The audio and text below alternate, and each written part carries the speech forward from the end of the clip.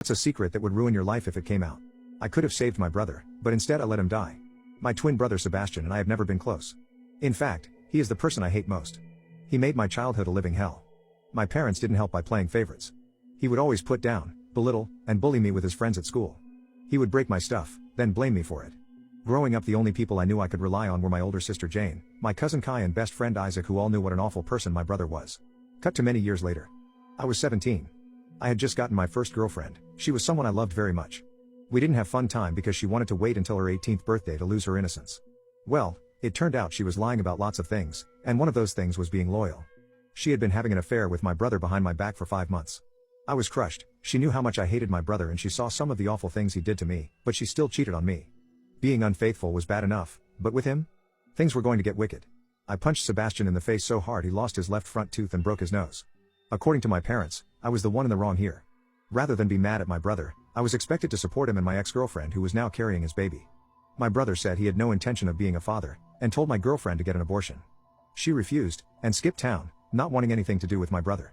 A year went by like a flash, but my feelings for my brother never changed. I still hated his guts.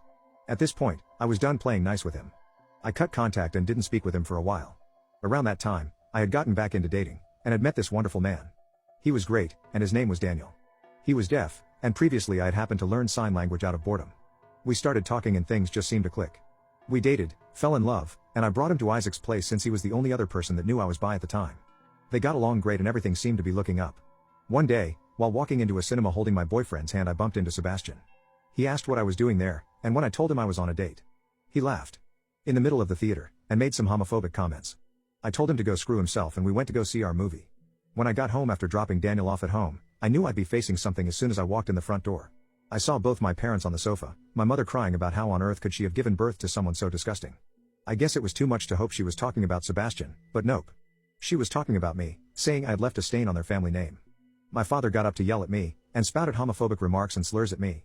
It was at this point that I saw my brother sitting on the staircase with a crap-eating grin. He then came down and said he wasn't comfortable sharing a room with a homosexual. This led to an argument that ended with me being thrown out of the house. With what little clothes and money I had, I went to Isaac's house and his family took me in without any questions. I stayed there for 6 months, actually experiencing familial love and affection for the first time in my life. I consider them to be my actual family to this day. Eventually, Daniel, Isaac and I got our own 2-bedroom apartment, and moved out. Fast forward to last December. Daniel and I had just gotten married. Isaac was my best man, my sister and my cousin Kai walked me down the aisle. I had a wonderful job as a graphic designer, and we all moved to a beautiful house by the sea. Life was great. Until I got a call from my sister telling me my brother was in the hospital. I hadn't given him as much as a thought in the last 9 years, but this phone call brought back a lot of painful memories. She told me Sebastian wanted to see me in the hospital, and curious as to what he might have needed, I went. I arrived at the entrance to the hospital and asked her why I was there, but she wouldn't tell me. She told me I'd have to ask Sebastian myself. I went up to his medical room, and was met by him and both of my parents. For the first time in my life, they looked happy to see me. I immediately sensed something was off. Sebastian asked my parents to leave so he could speak with me alone, and they obliged.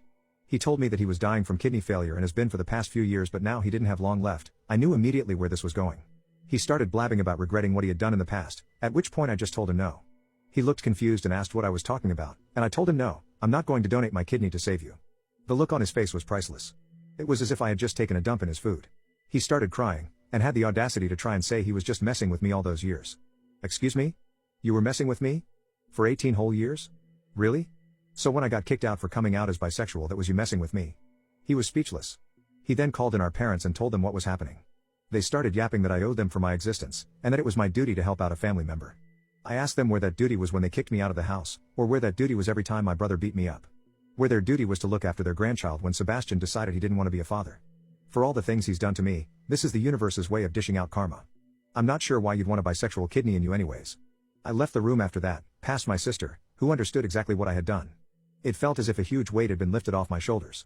I went home and never looked back, pleased with my decision. Last week I received a call from my sister letting me know Sebastian had died. She asked if I was okay with that, and I told her I didn't feel a thing. Part of me feels a little guilty for not helping him, but the rest knows I would have been left for dead in that situation too. So screw my parents, and screw him.